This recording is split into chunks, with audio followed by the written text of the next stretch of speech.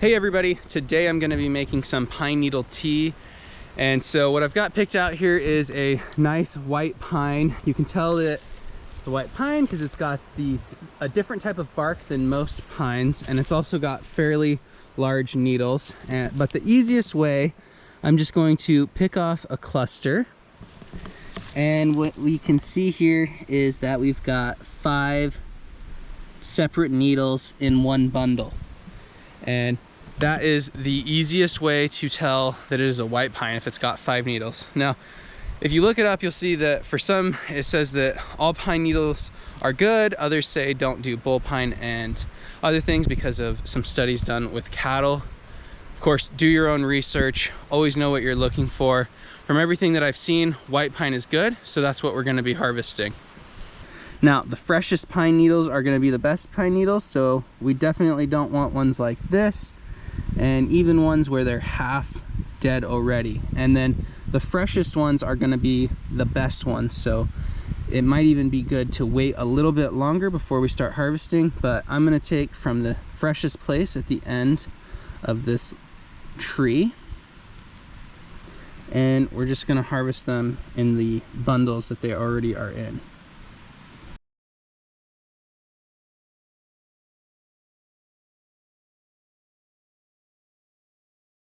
And I'm going to collect as many as my cup would comfortably hold. So I'm going to get about a whole handful. Okay, so we're just going to be picking any brown parts away, making sure they're not there.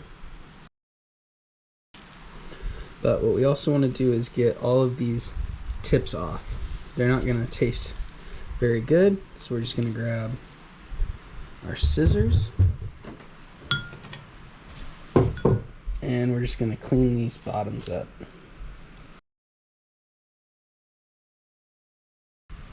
So that's good enough. I'm not overly concerned about it, so I'm going to get these. Now we are just going to wash these off. And I also cut this end off as there was a lot there too, but we're just going to wash these. Get anything off just with cold water. So I'm going to take my pine needles and start cutting them into our final teacup.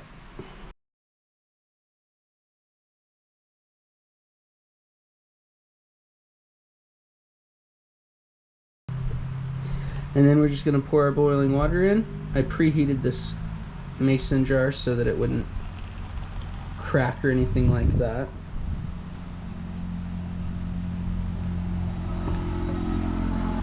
And then we're going to let this sit for 20 minutes. We'll see you guys back here in 20 minutes for talking about the benefits and a little taste test. All right, there we go. So I'm just going to pour some in here.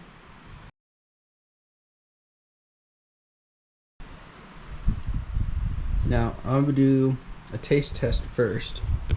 Alright, so I'm going to do a taste test. No, it's not very good. So since it's been 20 minutes, I'm going to take some honey. And I say that because you don't want to really put honey over boiling water, otherwise it's gonna lose a lot of its benefits. So I'm just gonna get a nice little, but it's still hot enough that it'll dissolve quickly. And hopefully we get a little bit better of a taste. Yeah, I wouldn't say that was, the dandelion tea was delicious. I would think that the pine needle tea would be even more. Not the case. That makes all the difference in the world, but I'd still say it's not my favorite.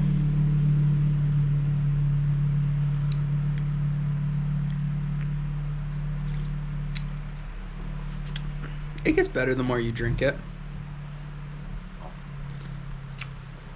Now the pine needle's coming through, and okay. So don't judge it on the first 3 tastes. Or it's actually getting a lot better, and I'm actually enjoying it. Okay, so I just want to talk about the benefits really quick. So pine needles have a lot of vitamin C in them. Vitamin C is water soluble, and at the same time, to pull that vitamin C out, you need hot water. The ironic part, I suppose, is that vitamin C gets destroyed more or less with really hot water, and it can take a period of time. So that's why I didn't just keep mine boiling, but I allowed it to kind of go back down and still draw out the vitamin C. But you still have time. If you just let this sit here and left and didn't drink it until that night, you probably might not get that much. But the pine needles are already so high in vitamin C that we should really be getting a decent amount. So there are so many benefits to vitamin C. Definitely don't let that hold you back. That is either a bird or a bat. That was really crazy. That is a bat. Oh my gosh.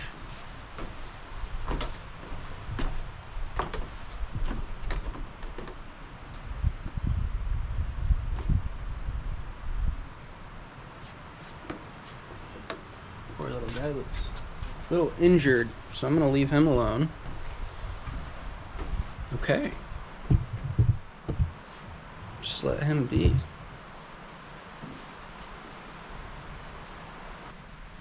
So vitamin C can have a protective effect against different chronic diseases, as well as just boosting the immune system and things like our natural healing ability and different functions like that just work better on vitamin C. I've heard it's amazing for lungs, so if you have any lung problems or asthma, then it might be something that'd be really good. And so is honey, so it might be perfect for people who are experiencing any asthmas. And I gotta say that the more I drink it, the better it tastes. And I'm starting to get an actual pine needle taste.